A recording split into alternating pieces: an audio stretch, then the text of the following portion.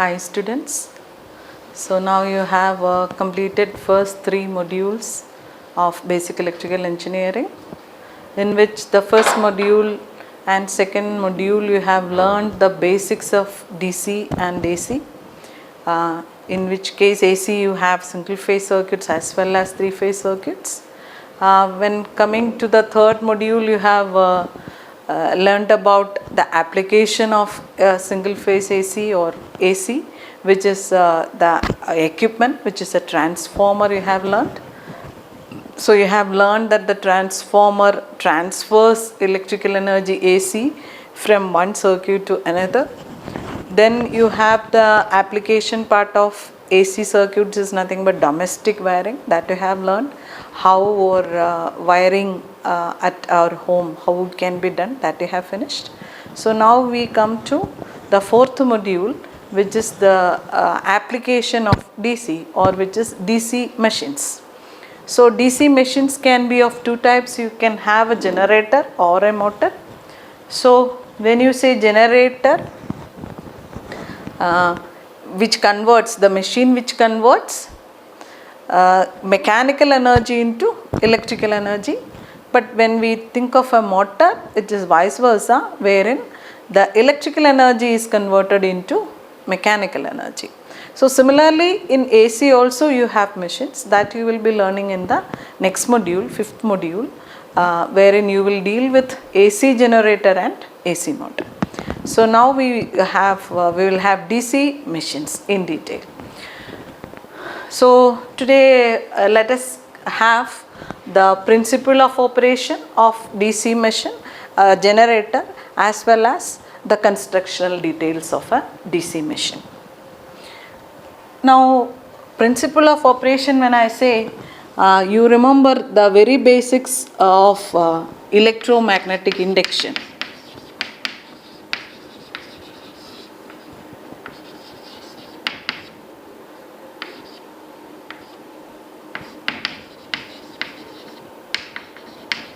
So what is electromagnetic induction?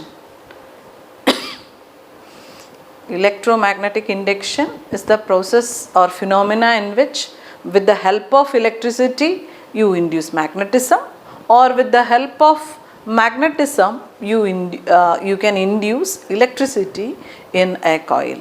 So here the famous Faraday's laws comes into picture in the operation of a generator. The first law states that whenever the flux linking with a coil changes, an EMF is induced in it. So, whereas the second law talks about its magnitude, the induced EMF magnitude is equal to the rate of change of flux linkages. And to find out the direction, you have the third law, or you can even have Fleming's right hand rule, in which we get the direction of induced EMF. So in Lenz's law it speaks that, or it tells that it opposes the cause which produces it. So now we will see how that happens, or how that laws are applicable, or how it happens in a DC generator. So here as the first law states, whenever flux linking with a coil changes. So what all we require now? We require flux, magnetic flux, and second links with a coil changes. So it has to have a coil, and the third case is when it changes, or it has to have a change, then only EMF is induced. So accordingly what we can write is, see, first for induction of induced EMF, what we require first is a magnetic field. And second, what you require is, you require a coil. Now what do you mean by a coil? See, when a conductor is wound in the form of a circle, you call that as a turn, one turn. And when you keep many turns together, we call that as a coil. So you can say either conductor or coil. So anyway, as we are talking about a generator, we will talk in terms with number of turns together, which is a coil. And third, what you require is the flux has to change, and for change of flux you need some movement of either the field or the coil. Either the magnetic flux need to move, or the conductor or the coil needs to move. So if you have these three happening, then we get an EMF induced in the coil. So the principle of operation of a DC generator is just nothing but what we have seen is electromagnetic induction. So if you have a coil, and there actually you call, in DC generator we call the coil as an armature, where a coil is wound in a magnetic material, that part we call it as an armature. So whenever you have a coil and we have a magnetic field, and magnetic field we can get either with permanent magnets or with electromagnets. So permanent magnets, of course you know, they are very costly. So for making huge large generators, like for example in a power plant, you may require, the cost becomes difficult to afford. So we go with electromagnet. Electromagnet is nothing but a coil wound on a magnetic material, and when you energize the coil with a small DC voltage, that particular current produces magnetic field around it. So normally for generators we make use of electromagnets. So thus, keeping this the principle of operation, now we can see what should be the parts of a DC machine or a DC generator. Now why I use the word DC machine is, constructional wise the DC generator parts and DC motor parts remains the same. As I mentioned earlier, if you are applying electrical energy to the armature, then we get the operation of a motor. Or if we turn the armature in a magnetic field, we get electricity produced. So the constructional details remains the same for both the generator as well as the motor. Now coming to the constructional details, like you can see that this is the base on which it is mounted, and you have to remember that this is a cross-sectional diagram. So it has a cylindrical shape. The machine will have a cylindrical shape, so that is why the cutout look like a circle. So the outer cover of the machine is, or the frame, you call it as a yoke. The outer frame of the machine is known as a yoke. These parts of the machine are made up of magnetic material like cast iron or cast steel, so as to facilitate the easier flow of magnetic flux within it, so that magnetic leakage becomes less. So the outer cover, the yoke, has two functions. One is it has to act as a protective cover, so as to protect the inside parts of the machine. Second, it has to carry the magnetic flux. Now from the frame we attach the magnetic poles. Again it is made up of magnetic material, and this is the core of the pole, and this part we call it as the pole shoe. So the magnetic pole shoe, because you can see it has a curvical shape at the end. You could have even be the shape of rectangular like this, but they are made up of a bit curvical, so as to cover a more area of the armature inside, or it produces a uniform flux distribution around the armature. And On the pole core, we wind the coil and this coil we call it as the field coil.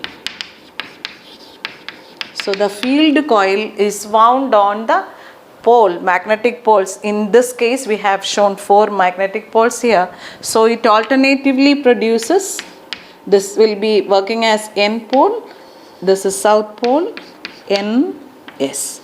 So alternatively we have N and S poles, which creates magnetic flux between the pair of poles.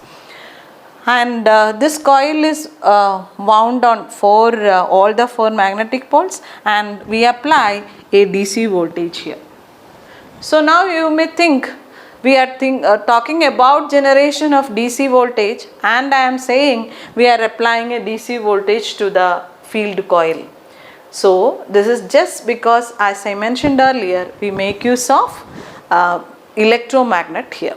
So this voltage which we apply here is very, very less, or maybe of the order of 5% or so compared to the electrical voltage, DC voltage which we generate from the armature. So this voltage we call it as excitation voltage to the field, so as to create the magnetic flux. So coming back to the requirement of generation, now with the frame, with the yoke and with the magnetic poles, we have created the magnetic field. Now what you require is the coil. So to accommodate the coil, you have again a cylindrical shape inside the first frame, wherein you call this as the armature core. So this is the armature core, and there are slots. Slots means cut portions made on the outer periphery of the armature, in which we accommodate the conductors. So these conductors are wound like this around the cylinder, like you might have seen at home. Maybe when the mixie got damaged, you open it up. You might have, or in the case of a fan, if you open it up for repair, you might have seen there is a magnetic core material in which the coil is wound around. So that together we call it as the armature. So this is the armature core, and this is the armature conductor. So this is nothing but armature conductor. Now within that we have a device or component which you call it as a commutator. So this is the next part of a DC generator, which you call it as commutator. So as per this, we have magnetic field and we have coil. Coil is nothing but the armature. Now what next I have told you is the commutator. Now what's the function of a commutator? So before that, we will just see how the EMF is induced in a conductor. Suppose you have a magnetic field with and you have a turn, which is a turn of conductor, which is placed in this magnetic field at an axis. So when you rotate this turn of a conductor, so suppose you have an S field here, and the flux lines are passing like this. Now if suppose this is the turn of the conductor which is kept in the magnetic, where the flux is flowing in this direction. So when I keep the conductor or the turn like this, we know that the flux lines as well as the conductor both are parallel. But if I start turning the conductor this way, there is an angle between the flux lines and the conductor. So when we turn the conductor in the magnetic field, the magnetic flux starts cut by the armature conductors. So as per Faraday's law, what we said, whenever the magnetic flux linking with a coil changes, so when you turn it, the magnetic flux gets changed and an EMF is induced. So in such case we call it as a dynamically induced EMF, and it is given by the equation BLV sin theta, where theta is the angle between the conductor and the flux, and B is the flux density, L is the length of the conductor, and V is the velocity at which it is moved. So in this case, of course, it is omega. So because it is angular velocity, you are rotating it like this. So now when it is cut like this, as you see, first the induced EMF will be 0. So if I plot it, induced EMF, if I plot, at first case it is 0. Now as I turn, it is BLV sin theta. So the value keeps on increasing as theta keeps on changing. Now you can see when the flux is like this and the conductor comes in this position, it is the maximum angle. Angle is maximum, or the flux cut is maximum. So sin 90 we know it is 1, and the induced EMF corresponds to 90 degree. You call it as E max. So the flux the EMF induced keeps on increasing, which is EM here, and then as I turn this further like this, the angle keeps on decreasing, or the induced EMF keeps on decreasing. So at this position, again the flux lines and the conductor became parallel, so that the induced EMF became 0. So it becomes 0. Now further if I turn the coil from 180 to 360 this direction, the induced EMF direction gets reversed. So that is why you get the induced EMF like this. So this is the complete induced EMF when you get during the 360 degree rotation of a coil in a magnetic field. And this we call it as AC, because the direction of current keeps changing.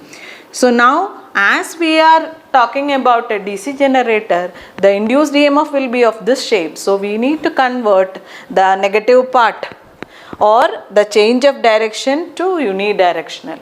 So for that we make use of this device or component, which you call it as a commutator. It has mainly two parts. It has a copper segments and also it has carbon brushes. So with these two things connected in a typical manner or arranged in a typical manner, we convert the alternating EMF into direct EMF. So these are the commutator segments which are shown, and these two are the brushes. So I can show this as the brush,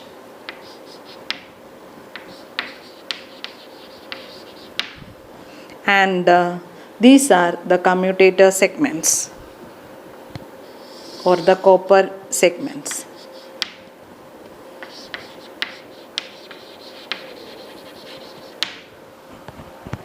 So that is the function of a commutator. So now we have the last part. Now we need movement. So how to have movement of the armature or the field. Now in this case DC machine, we rotate the armature than the field. But when you come to AC generator, it is the other way. Anyway, here, so the armature is bolted to the shaft. The commutators, the armature, everything is bolted to the shaft inside, and this part is nothing but the shaft.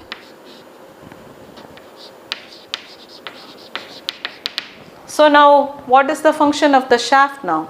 The function of the shaft is to, or this shaft is coupled to the prime mover. We call it as the prime mover. So what is a prime mover?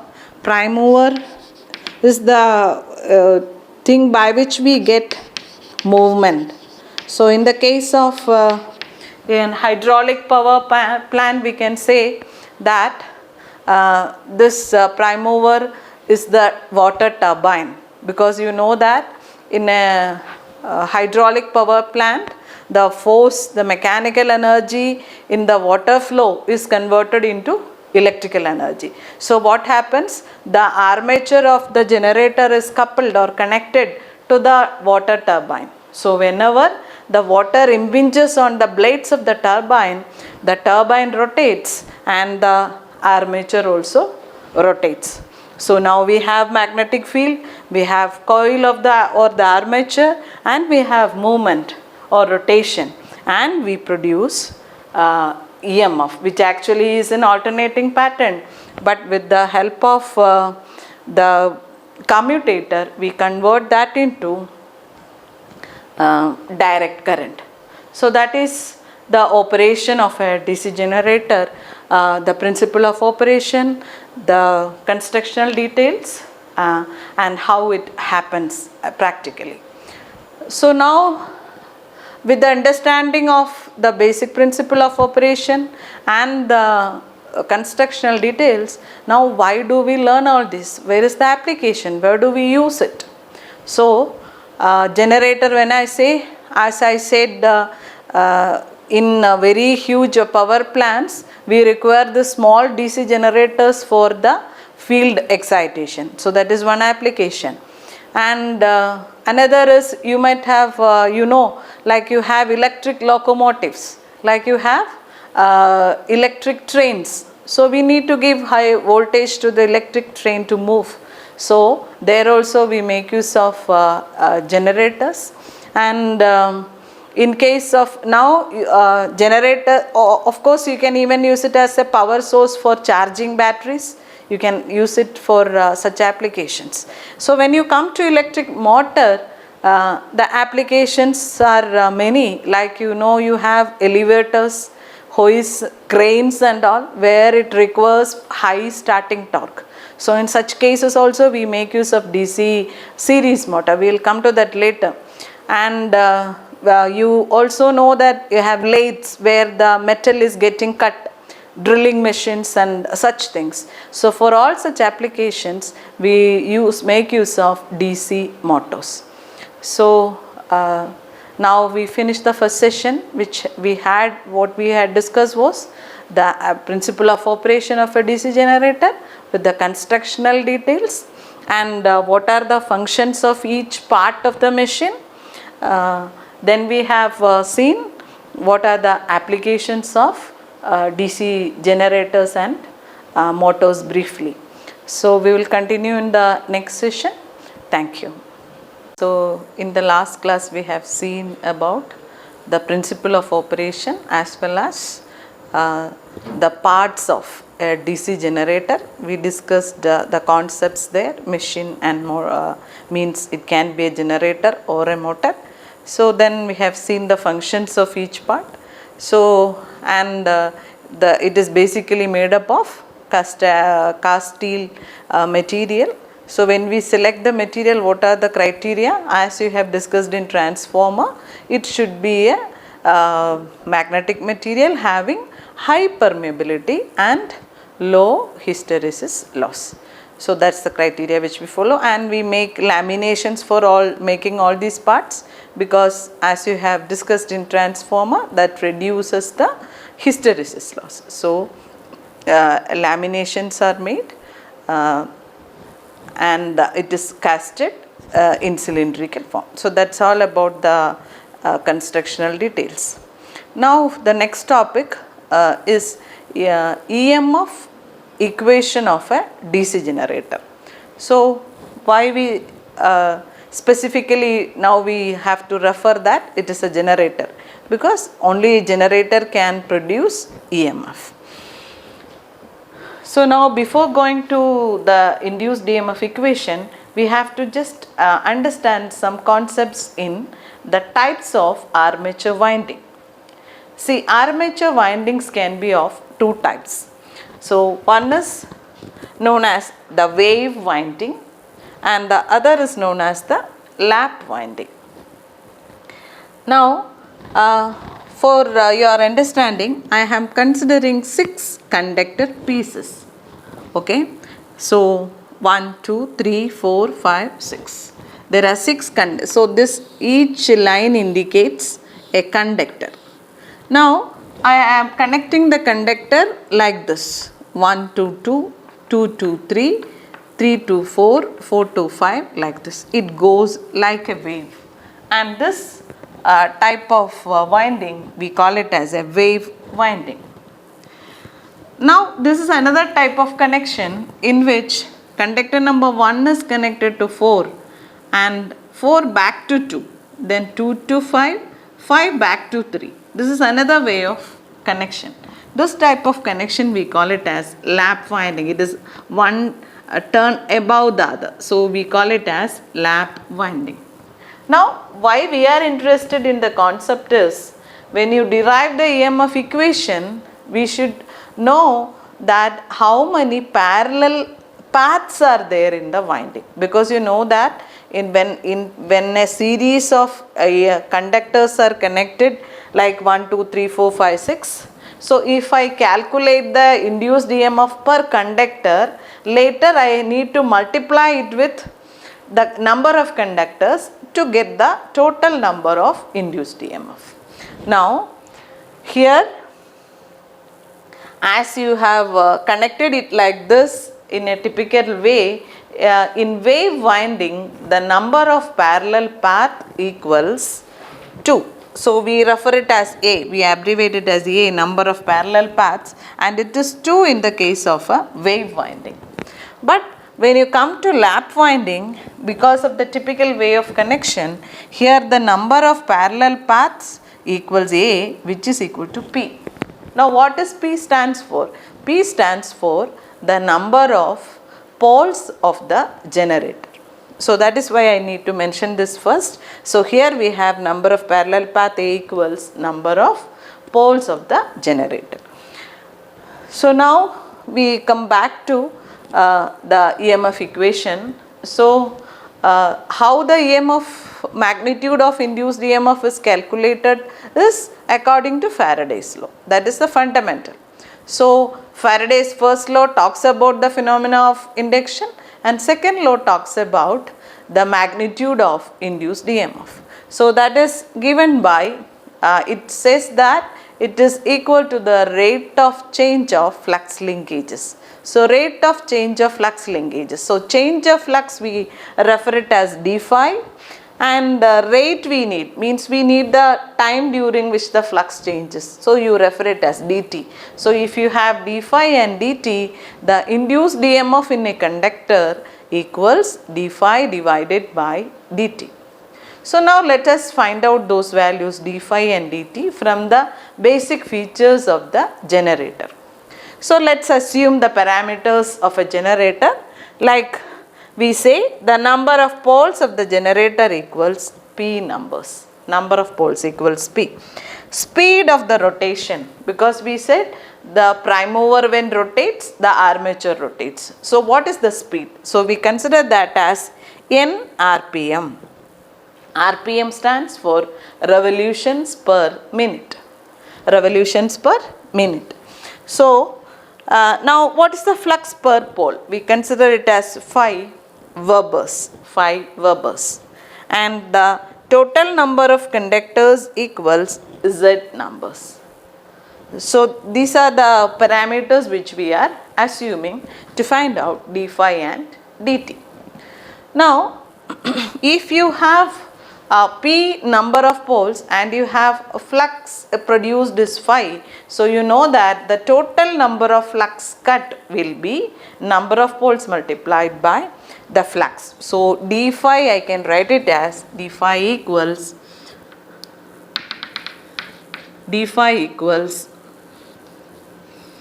phi into P.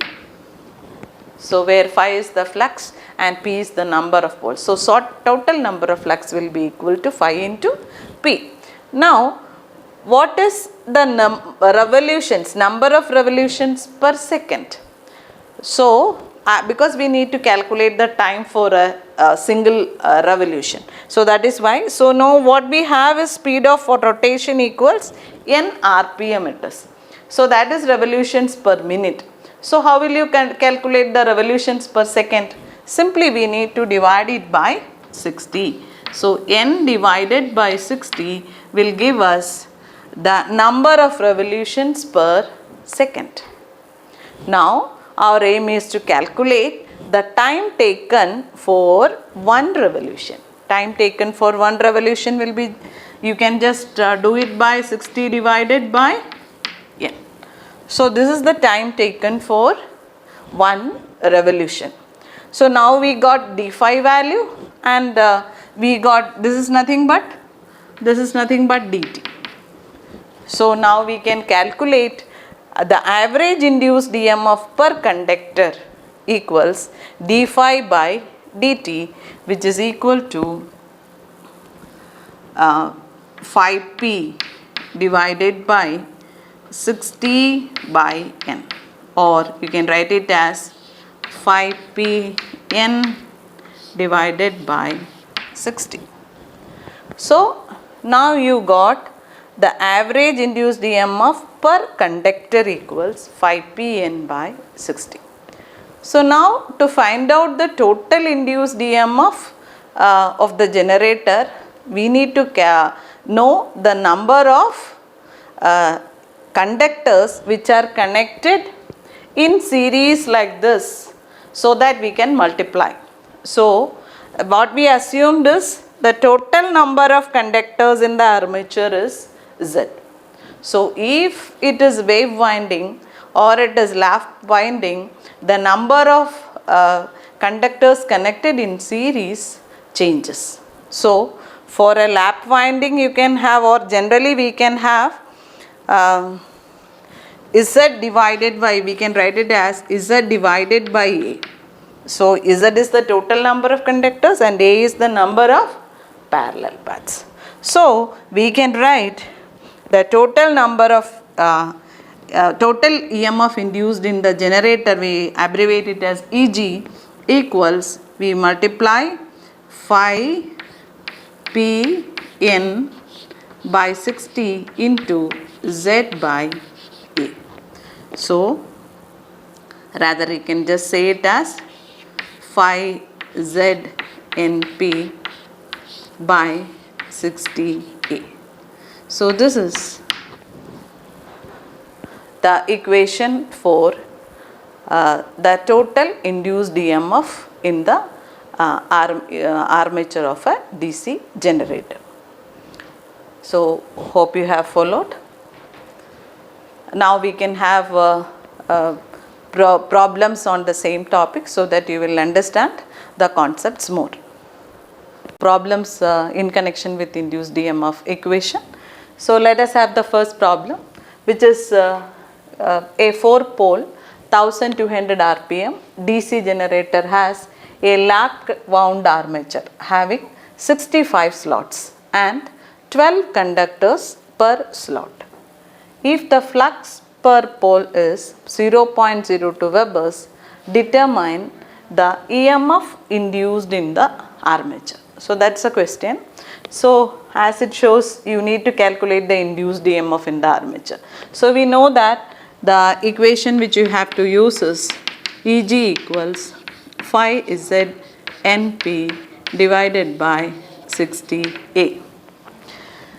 So let us find out the values for each component here. Let's see what is phi. So phi in the problem is given as, it has flux per pole is 0.02 Webers, 0.02 Webers, and second is Z. So let's see what is Z. Z stands for what? Phi stands for the flux per pole. Z stands for the number of conductors in the armature, total number of conductors in the armature. So for that they have given some clues here, they have not directly given. They are saying that 65 slots are there. The armature is having 65 slots and 12 conductors per slot. So what will be the total number of conductors? 65 into 12, because 12 conductors are there in each slot. So the total number will be 65 into 12. Now we want N. What does N stands for? N stands for the speed of the armature, which is given as 1200 RPM. So N equals 1200 RPM. Now P, P is the number of poles of the machine, which is P equals, it is given as it is a 4-pole generator. So P equals 4. Now 60 and then A. What is A? A is the number of parallel paths in the generator. Now here the question says that it is a lap wound armature. So lap wound we know number of parallel path A equals P, which is equal to 4. So now we substitute. So it is EG equals 5 is 0.02 into Z, 65 into 12 into N, 1200, and P, number of poles equals 4, divided by 60 into A. A is nothing but 4. So now if you solve this, we get the induced EMF value EG equal to the value you can write here, and what will be the units? Units will be volts. So in this problem, so it was a direct problem in which all the parameter values were given and you are asked to calculate EG. In the same problem, they can also give the value of EG, generated EMF they may give, and they may ask you to calculate any of the other parameters. Like they may give you Z, N, P and A, but they may ask you to calculate phi, or in other case phi, Z, P and A will be given and you are asked to calculate N, either way. So same equation, any of the parameters we can calculate using the same equation. Now question number 2 is another problem in which it's in a different way, like the induced EMF in a DC generator when running at 500 RPM is 180 volts. Assuming constant magnetic flux per pole, calculate the induced EMF when the machine runs at 600 RPM. So compared to the first problem, they have not given you any parameters of the machine here. Rather, they are only giving 2 speeds and you are asked to calculate the EMF in the second case. So for this also, the basic equation remains the same, where EG is equal to 5Z NP divided by 60A. But now let's see, the speed is changing, or rather if as the machine remains the same, we know that the flux value remains the same, or they have also said the flux remains constant, and number of conductors of the generator remains the same, so we remove this term.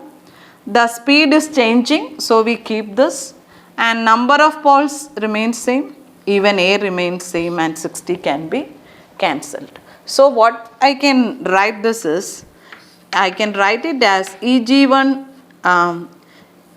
EG is proportional to speed. The induced EMF is proportional to, directly proportional to speed, because all the other parameters remains the same. So now to do the problem, let's take, I can also write it as EG1 divided by EG2 equals N1 divided by N2.